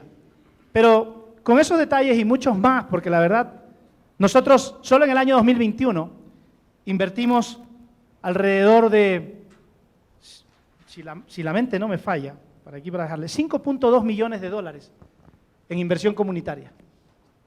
52 convenios firmamos, 2021 nada más, con todos estos entes competentes. Y hablé de 4 o 5 ejes, pero hay muchos más. Se me queda el campo productivo, por ejemplo. Pero de este ejercicio hemos aprendido que el desarrollo local es la suma de esfuerzos, siempre tomando en cuenta la priorización que tiene el territorio, liderado por sus autoridades o por sus líderes comunitarios. Escucharlos, entenderlos y ayudarlos a crecer y desarrollar. Gracias, Winner. Andrés, no sé si nos escuchas, ahí estás. Andrés, desde tu perspectiva jurídica y dadas las condiciones de gobernabilidad que existe ahora, hemos escuchado mucho, sobre todo en estas últimas semanas y meses, para quienes no conocen, sobre la consulta previa, libre e informada. Andrés, si nos puedes dar un brevísimo resumen, hacer uso de la capacidad de síntesis, sobre qué es la ley de consulta previa y si es que tú crees que dadas las condiciones de gobernabilidad que existen ahora en la Asamblea Nacional, iremos a tener esa ley en los próximos meses o años. Gracias, María Eulalia, te ofrezco ser súper sintético. La ley de consulta previa evidentemente obedece a un mandato constitucional, un derecho constitucional que tienen ciertos grupos, ¿no es cierto? Los pueblos, nacionalidades indígenas, afros y montubios. Y esto lo que dice es que antes de que se realice una actividad por parte del Estado, estos sujetos de este derecho tienen el derecho constitucional de ser consultados. Entonces, a raíz de este derecho se han implementado algunos ejercicios, algunos reglados, otros no reglados, históricamente desde la vigencia de la Constitución, que ahora la Corte Constitucional ha, digamos, puesto cierta presión o cierto orden en el sentido de que tiene que existir una ley de consulta previa y que a partir de esta ley recién vamos a tener el ordenamiento jurídico necesario para el ejercicio pleno de este derecho. Y aquí es donde nace, desde mi visión, el primer error, porque el derecho existe antes de la ley y el derecho tiene que ser ejercido antes de la ley. Entonces ahora tenemos un problema que no es jurídico, tenemos un problema nuevamente político, que le hemos trasladado la responsabilidad a la Asamblea, una responsabilidad que no le correspondía a la Asamblea, y hemos puesto todos nuestros empeños, todos nuestros esfuerzos y casi todos nuestros rezos en que la Asamblea sea capaz de emitir una ley de consulta previa en un tiempo histórico o récord y sobre todo que satisfaga las demandas y las necesidades de todos los interesados. Entonces, aquí se genera un problema. La Asamblea no puede acarrear esta responsabilidad que creo que no está ni en condiciones ni en la capacidad de entrar en un debate profundo sobre el ejercicio. Entonces alguien va a tener que trabajar en esa ley de consulta y sin duda tendrá que ser alguien que lo haga con el tiempo y con los tiempos y espacios de debate que se necesiten para que se pueda incluir todos los preceptos que han sido dictados en ciertas sentencias y que también podamos traer las mejores prácticas de otros países. Es decir, debería ser un proceso normativo excelente que genere una ley ejemplar y que pueda ser usada no solo en el Ecuador, sino en todas partes. Este es el mundo ideal. El tema es que ahora resulta que mientras no se expida la ley, no se puede hacer un montón de actividad minera en el Ecuador. Y eso, les repito, no tiene nada que ver con el proceso legislativo de creación de la ley, sino con una decisión de atar ciertas o condicionar ciertas decisiones o ciertos actos administrativos a la existencia o a la vigencia de esta ley. Y ahí es donde estamos distorsionando la necesidad de tener una ley de consulta previa con los tiempos para tener esta ley de consulta previa.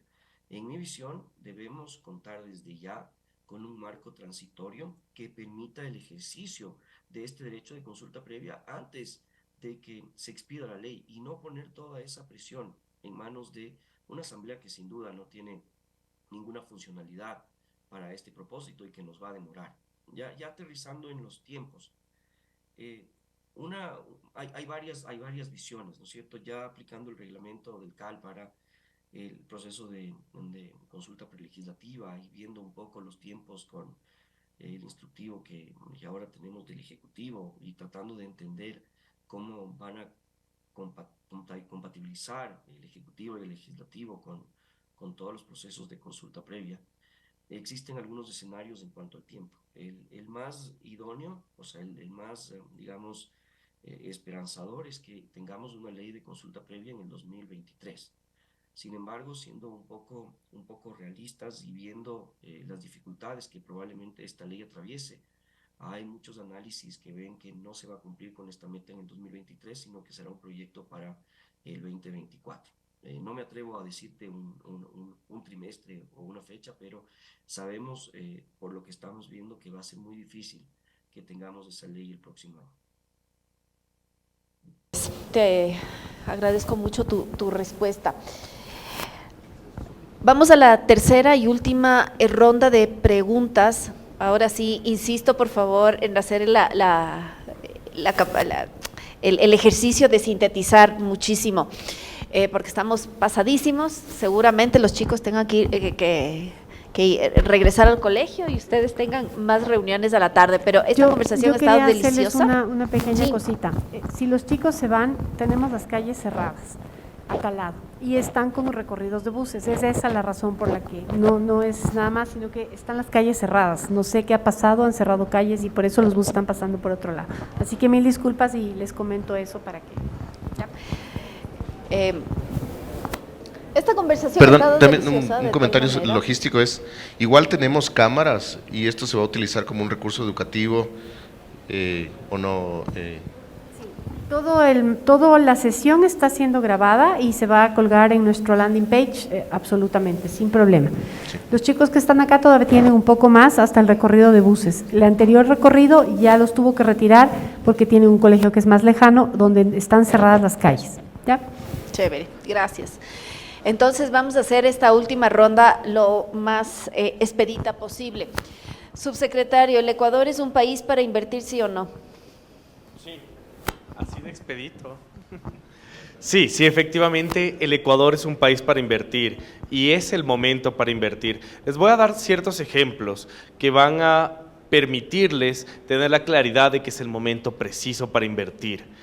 Desde el 2010 está vigente el Código Orgánico de la Producción. Primer contrato de inversión que se firmó fue con un proyecto minero, Ecuacorriente, proyecto Mirador, más de $1.000 millones. Otro proyecto grande es el de Lundin, que entre los dos llegamos a $2.000 millones. Hasta el ejercicio fiscal 2021, en proyectos de inversión se habrán aprobado unos 200 contratos. Desde el 2021 hasta hoy hemos aprobado más o menos más de 230 contratos que superan los 6.000 millones de inversión, entre ellos varios proyectos mineros. SolGold está aprobado, Adventus Mining está aprobado, Lowell está aprobado, Odic Mining está aprobado, que son proyectos de mediana minería, pequeña minería, gran minería algunos. ¿Qué significa esto? Significa que en todos los sectores de la economía, ya no solo minero, han decidido invertir.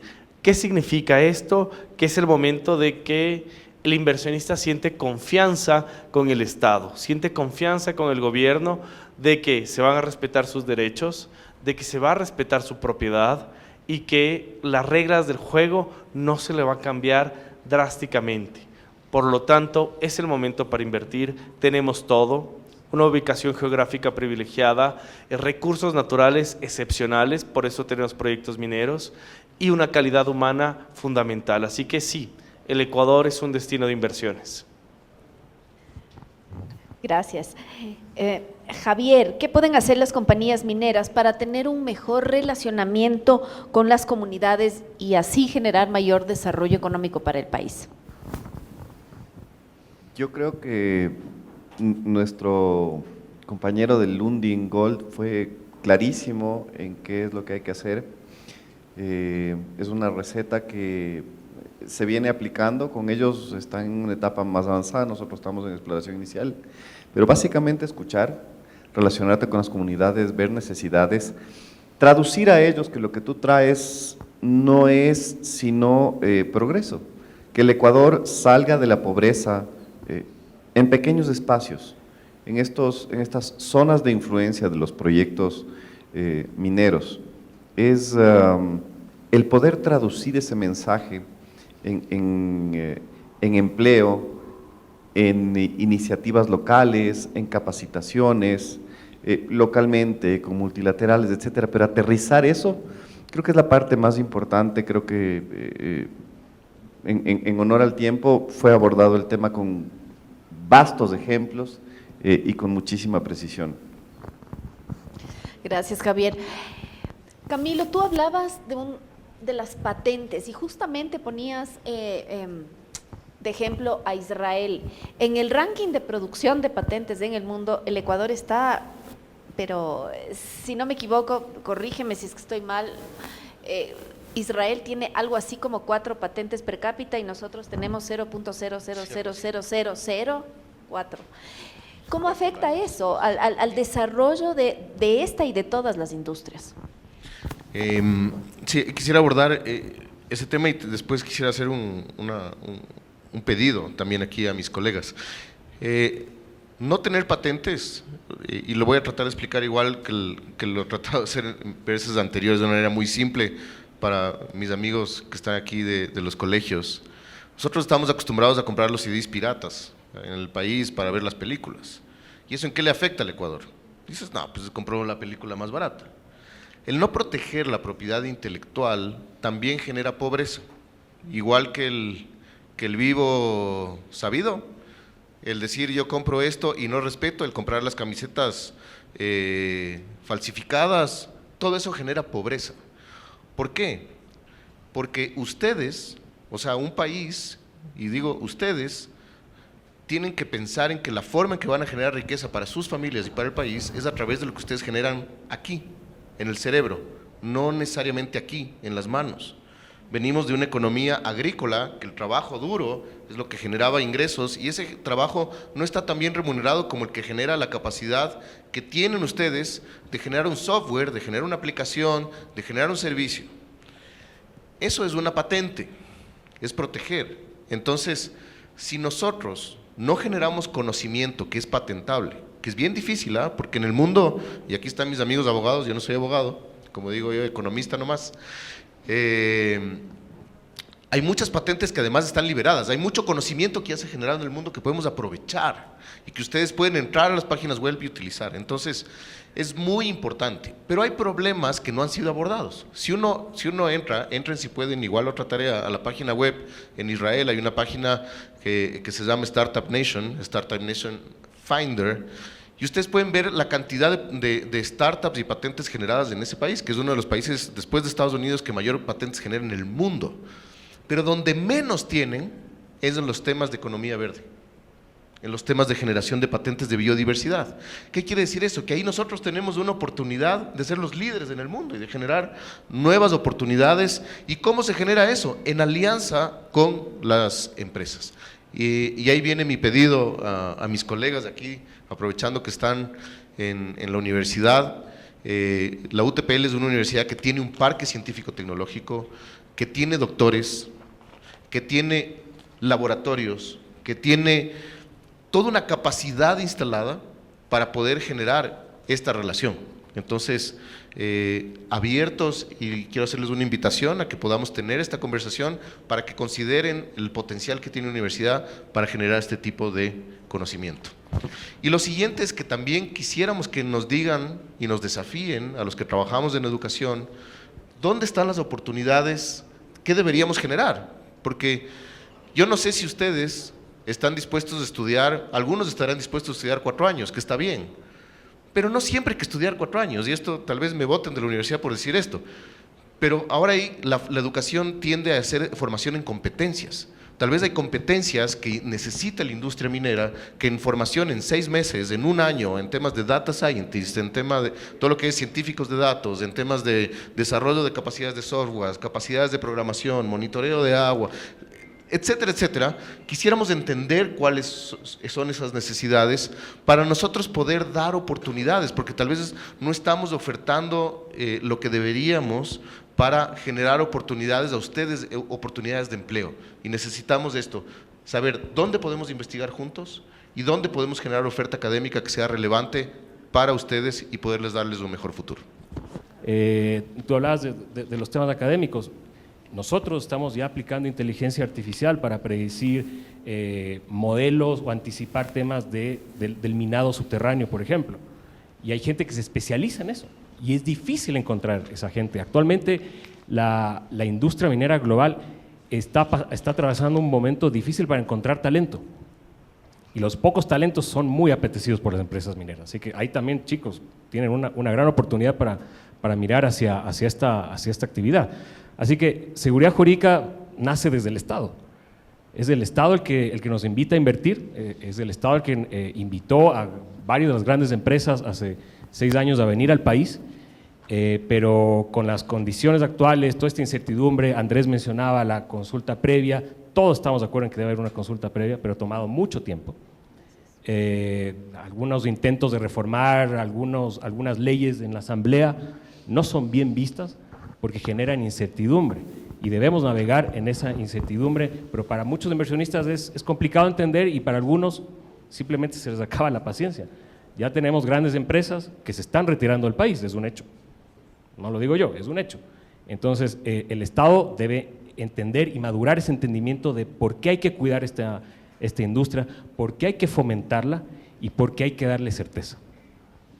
Así es, gracias David.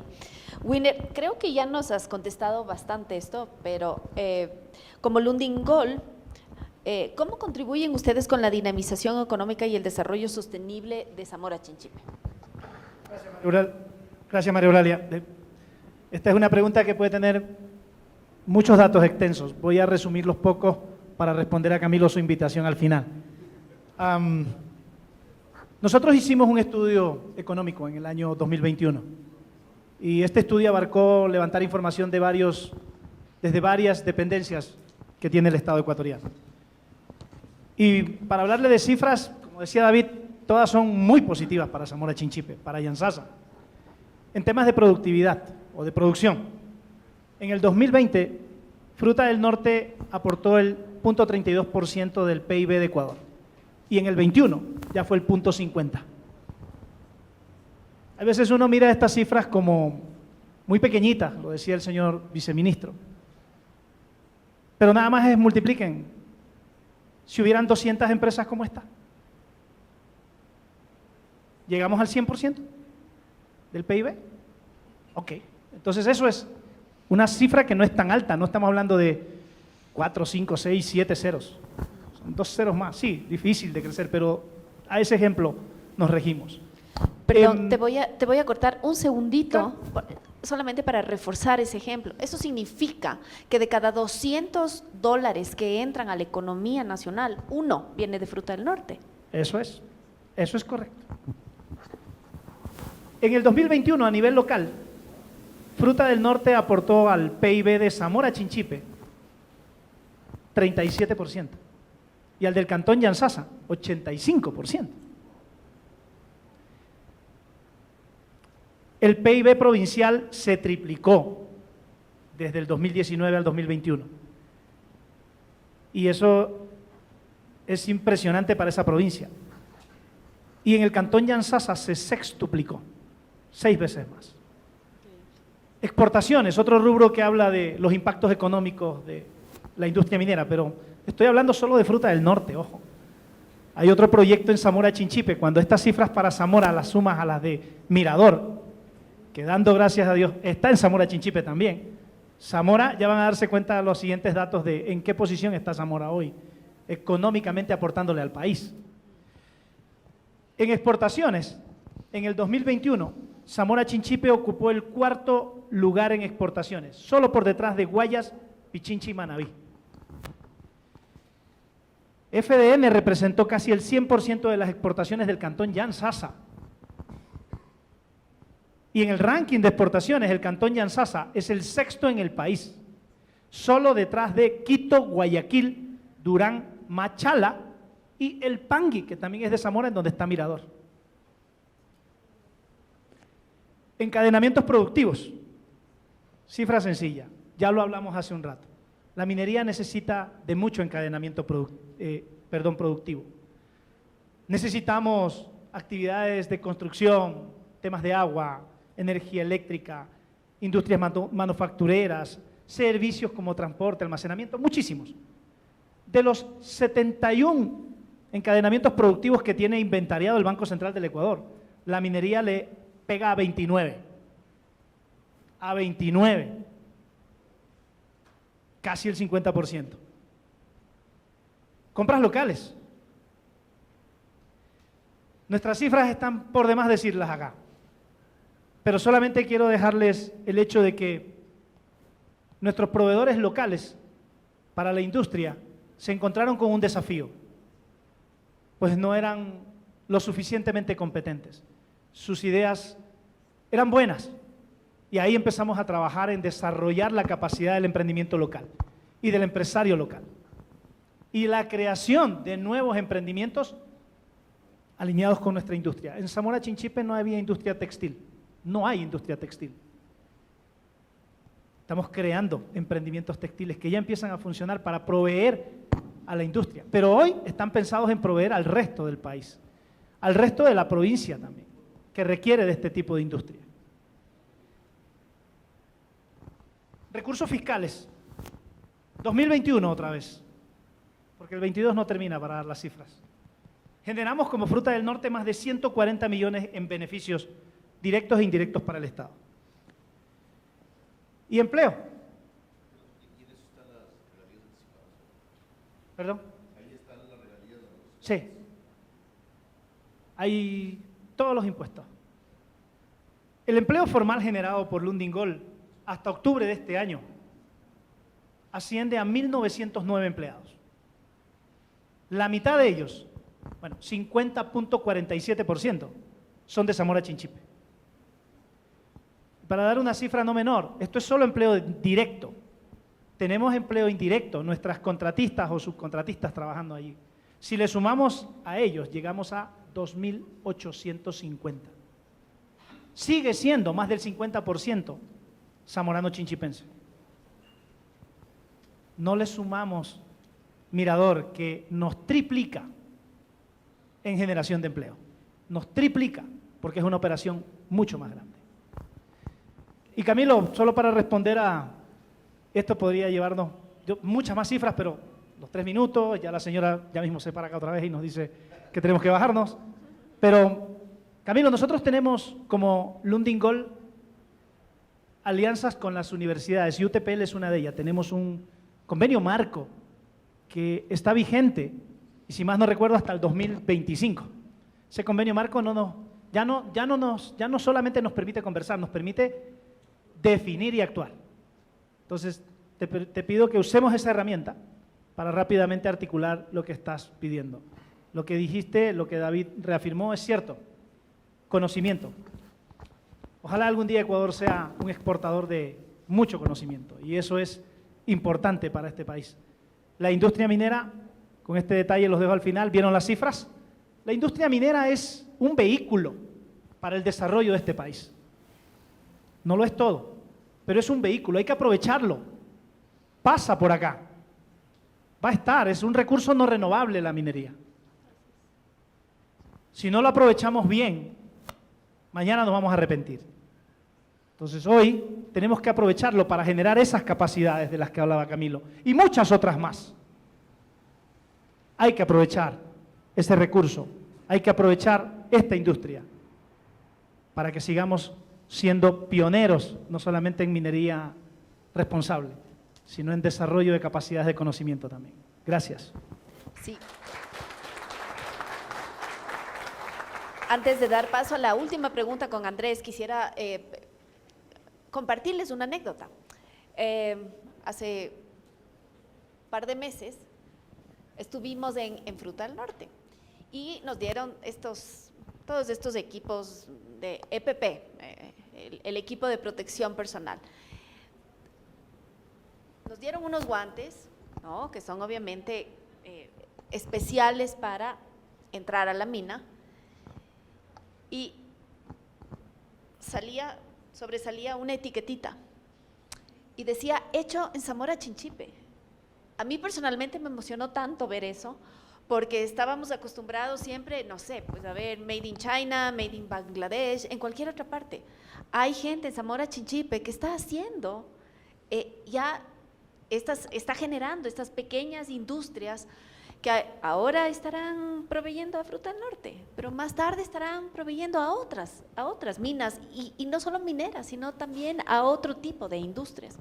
Así es que, bueno, ahora sí nos vamos con la última pregunta para Andrés. Andrés, dada la hiperregulación que existe en el Ecuador, ¿crees tú que desde lo jurídico existe un modo de volver más liviano y eficiente el marco regulatorio a fin de tener procesos más eficaces? Definitivamente siempre se puede mejorar el marco normativo y yo no quiero resultar cansón con esta idea, pero sí creo que es importante que la vayamos transmitiendo. Perdemos demasiado tiempo tratando de cambiar lo que existe, que en aplicar lo imperfecto o lo insuficiente que ya tenemos y que podría ser suficiente. Como decía algún expresidente, lo imperfecto es enemigo de lo bueno.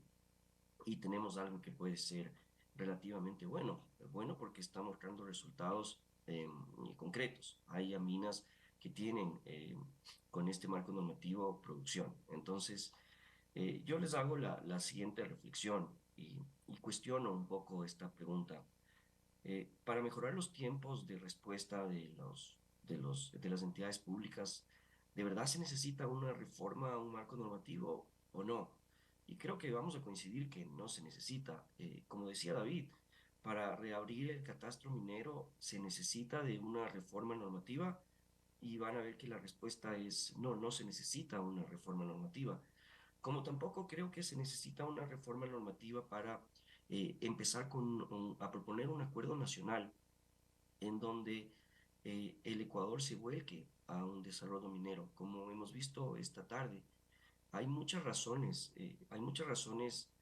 que benefician no solo al Ecuador desde el punto de vista macroeconómico, sino al mundo desde el punto de vista de sostenibilidad, que deberían tenernos convencidos de que tenemos que volcarnos a la minería en un gran acuerdo nacional. Esto es lo que creo que tiene que cambiar, y para eso no se necesita una reforma normativa. Entonces, sin duda, quienes hemos trabajado en el sector público y en el sector privado, impulsando proyectos de inversión en recursos naturales, en proyectos extractivos, sabemos que no es popular para ningún gobierno impulsar un proyecto que no trae réditos electorales o que no trae réditos a corto plazo. Y entendemos la problemática política de un país controvertido. Y no queremos de ninguna manera apuntar el dedo ni culpar a nadie, porque vemos muchos esfuerzos que están en la mesa. Pero sí creemos que tenemos que trabajar con el marco normativo que existe proponer este gran acuerdo nacional, volcarnos desde todos los rincones, empezando por la academia. Por eso yo les felicito por este evento, porque es aquí donde tiene que empezar la educación, a volcarnos y a convencernos de que tenemos que impulsar la minería en el Ecuador. Entonces les felicito y les agradezco por haberme dado este espacio. Gracias a ti, Andrés. Bueno, ha sido una charla deliciosa, por eso nos hemos alargado más de 30 minutos, creo que todos tienen hambre, pero agradecerles a cada uno de ustedes, a María Rosa, por supuesto, por el espacio. Esta diversidad de pensamiento es muy importante, y solamente, chicos, quisiera dejarles algo en su mente. La próxima vez que escuchen que la minería es mala y que contamine, acuérdense de las palabras de Camilo. No estamos aquí para decirles que sí, que no, pero cualquier decisión que tomen en su vida, sea sobre minería, sobre lo que sea, tiene que estar basada en información, no en percepción. Solamente eso. Muchísimas gracias. Gracias por su participación. Gracias, María Eulalia. Muchas gracias, Marcos. Gracias, Javier, Camilo, David, Wilmer. Muchísimas gracias por esta jornada, y Andrés, gracias por haberse conectado. Que tengan una feliz tarde.